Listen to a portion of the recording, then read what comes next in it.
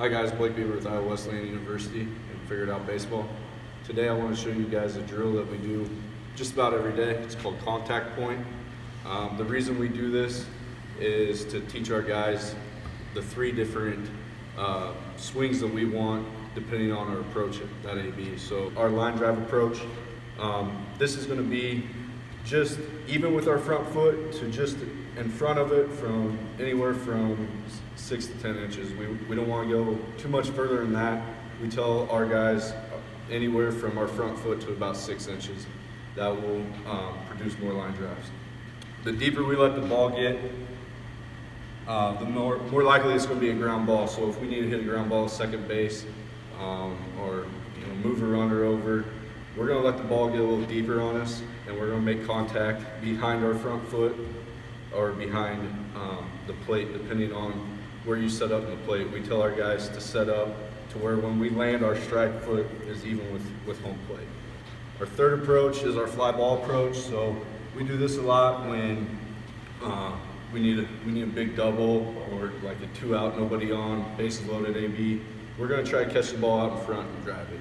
Or a sac fly approach, something to get the ball in the air. We're going to try to catch it out well in front of home plate to create the best chance to hit a fly ball. So I'm going to walk you through the three different contact points.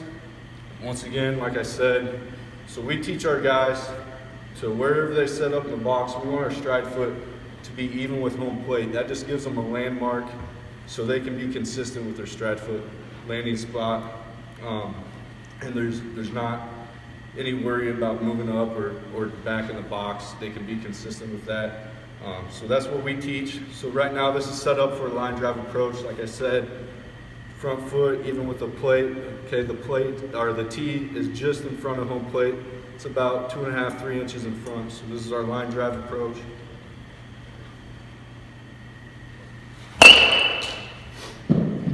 So right there, I could tell two things. Either I hit the top half of the baseball, or I need to move it out in front a little bit of me, okay? Because it was kind of sinking when I hit it. So I can either make this adjustment right here, move it out in front a little more, or if I'm continuing to do that, then I'm just not hitting my target. So when I hit this pitch right here, I want to square it up, and I want my ball flight to stay about even with my shoulders, and I want it raising as it gets further down the cage.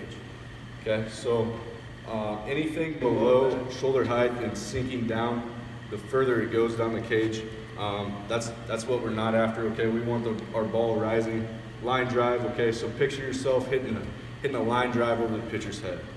Okay, so see if I made the correct adjustment here. Oh, rolled over on that. Okay, so I got outside the baseball. So our target point when we do this drill is we want to hit just below center, staying through the baseball, driving it right back to where the pitcher is. Okay.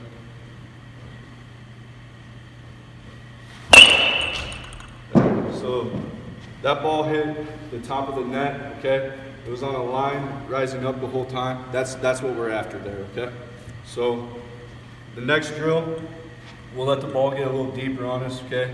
This is our ground ball approach. So when I make contact on this pitch, I want it behind my back foot or my front foot. I want it behind my front foot, okay? Probably inside this leg here.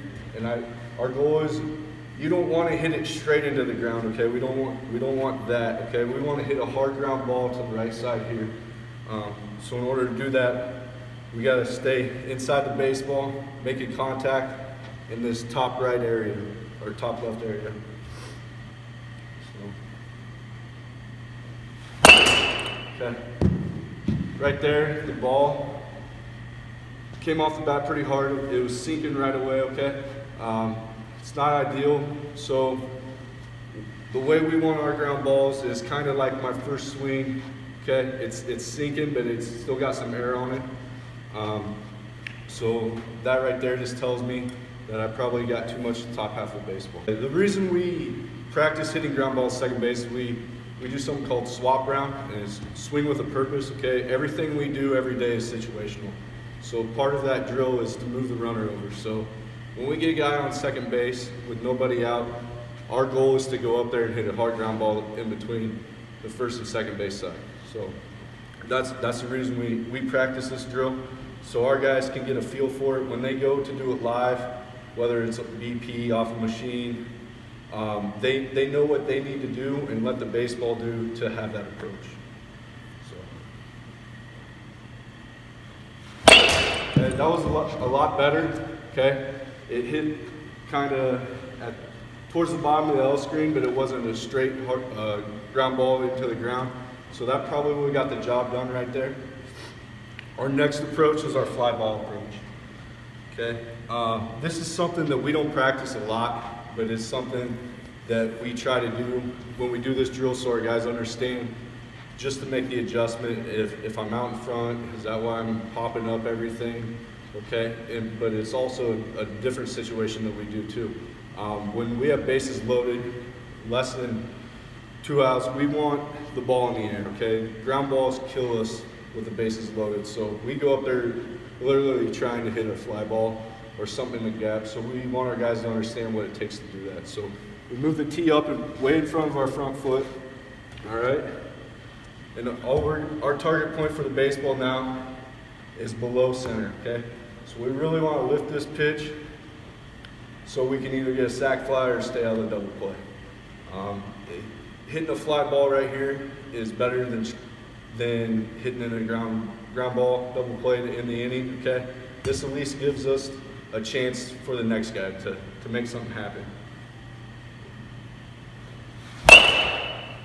Okay, that I kind of pulled off on, all right? It wasn't in the air like I wanted to on this.